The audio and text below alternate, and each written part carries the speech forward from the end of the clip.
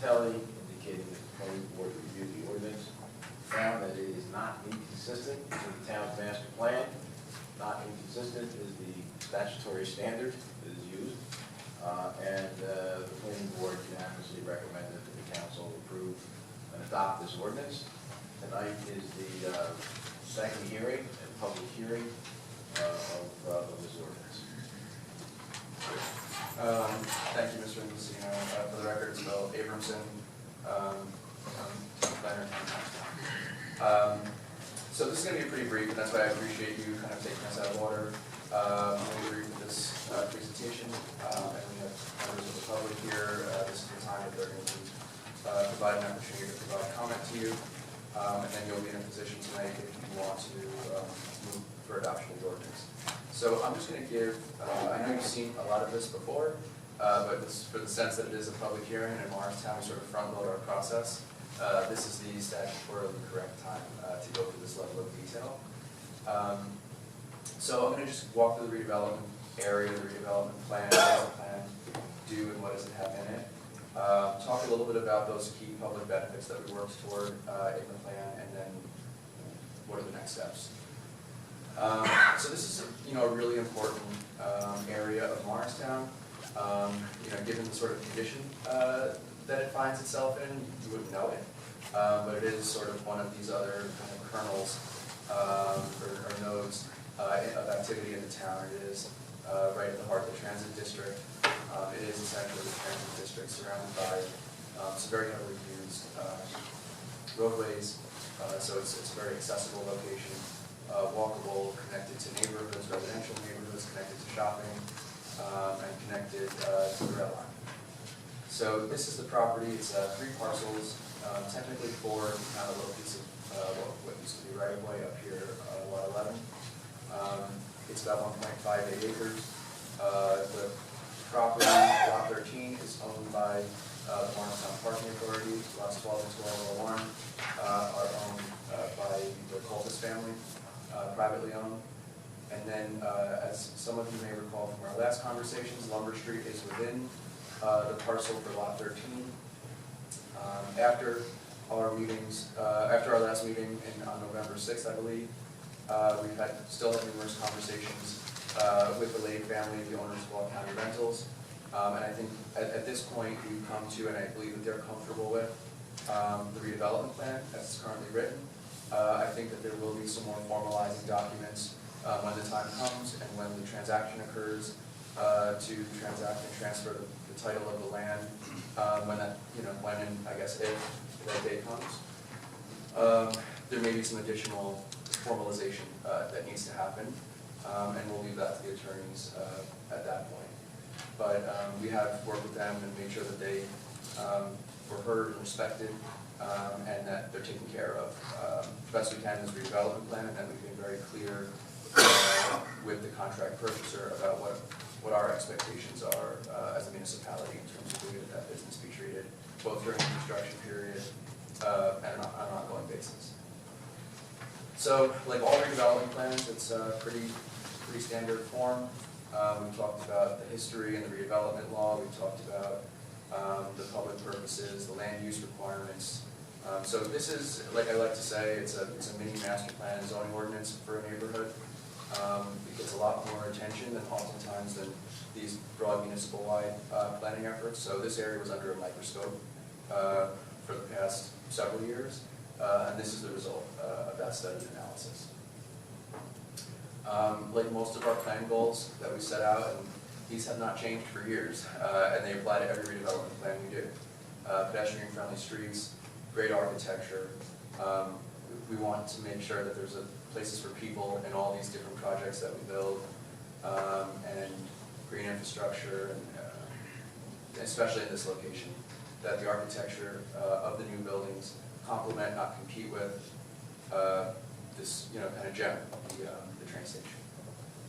So by the numbers, there's 89 total units, 15% of those, assuming that they're all a rental, which we anticipate they will be affordable housing, which is around 13 units. There's currently planned in the floor plans we've seen 4,700 square feet of commercial space and a total of 161 parking spaces. There's currently 113 spaces on the surface and on the area around there immediately now. So some of the things that we had talked about was really connecting that neighborhood, Oliphant Jargon, and bridging the gap on between Ridgedale Avenue and Lafayette. The architecture, which I already talked about, and some additional aspects of circulation and access. So this is the context map that we just walked through, but it kind of shows this neighborhood over here. We met with them 3 or 4 times in a zoning board chairman's living room.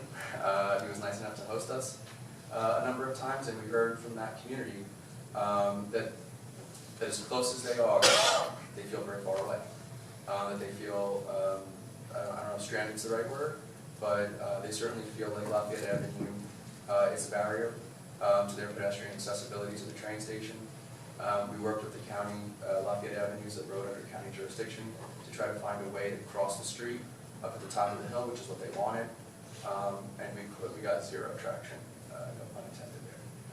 That it's a dangerous road, it's a dangerous place, and really the first safe place on this road, given the topography and the speeds and the blind corner, is going to be at the bottom of the hill.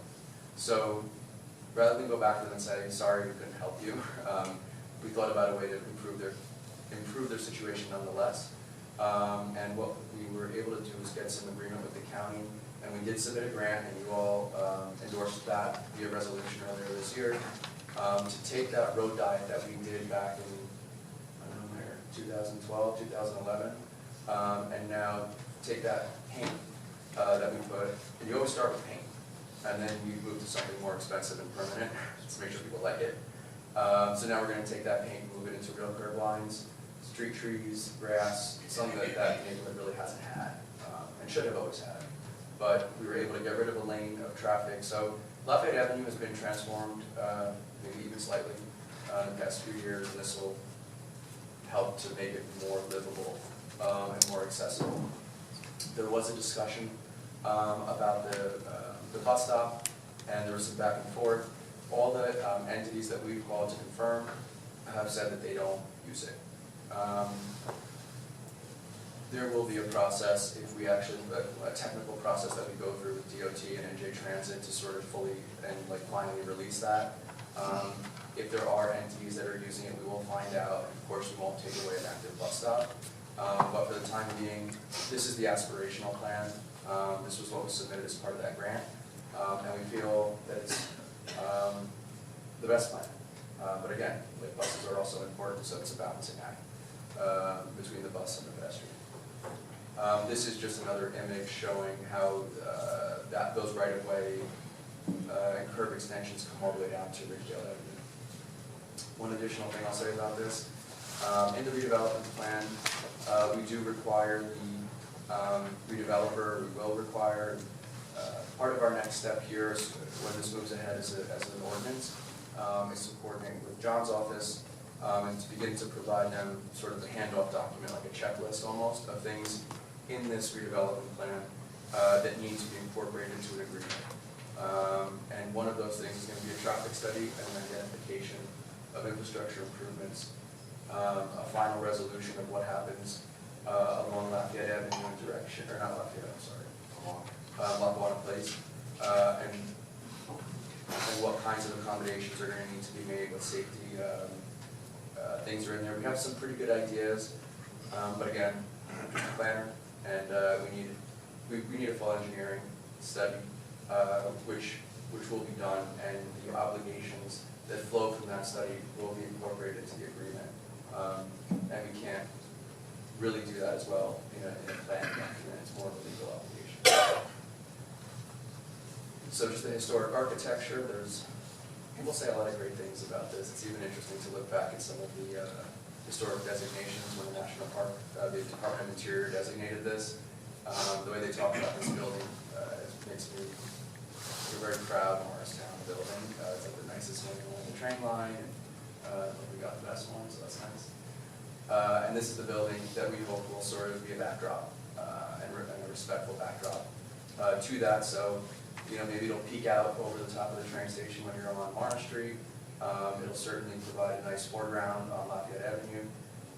We're using similar colors and materials, but it's not a copycat. It rhymes, it doesn't repeat. So, and this is the back of that building, which was intended to be a little bit more modern and, kind of maybe talk about the crossroads of the past and the future. So this is our process, redevelopment plan. There's a public hearing tonight. The next steps would be a redeveloper agreement that John would then begin to take the lead and will play a support role, and an interagency coordination, meaning the county, the state, NJ Transit, and ultimately go to site plan approval with the planning board. So that's the plan. That's our presentation. Okay, thank you, Bill. Okay, so tonight we have a public hearing. I can do that. Ordinance O-39-2018, an ordinance of the town of Morristown adopting the Morristown train station redevelopment plan. Can I have a motion to adopt? I'd like to make a motion to adopt. I'll second. Councilman Armington? We adopted it? Oh, I'm sorry.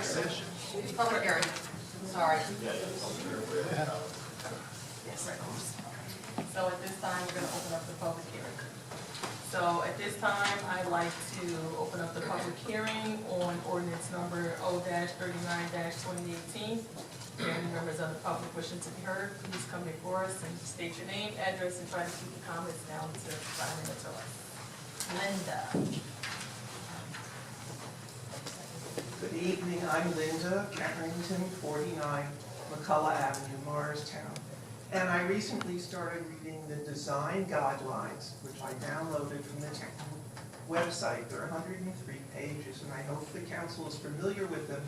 I realize they may have been adopted 10 years ago, I'm not sure. So if you haven't been familiar with them, I hope you'll read them. And on page 39, they reference the train station. And they say it's a neoclassical, and this is the page, neoclassical and Renaissance revival buildings. And as Phil said, it's a focus. So I'm hoping that when you look at these development plans, and after reading the guidelines, you ask yourself, how does this proposal meet the guidelines? So that is my request to you, that you A, read it, and B, ask this question. And C, I have another request that has really nothing to do with this. It has to do with a lot of glass. If you are familiar with the Jacob Javits Center, they have an issue with bird strikes. And, a lot of glass can be injurious to bird strikes. So there are techniques that developers and builders can install in their glass. So I would like you to keep that in mind when you evaluate any project. Thank you.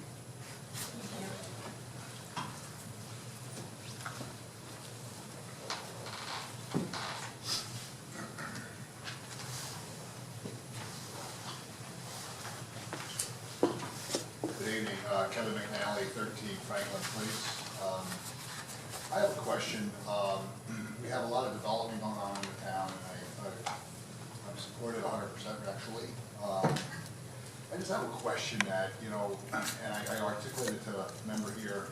I'm concerned, we live right behind Town Hall, and I didn't know this was being posed tonight, but I was coming for the second one, but I'm concerned that we have not the number of development, but lack of fire, the fire department's on that side of the green, and we're all on this side of the green. A lot of development's being done over here.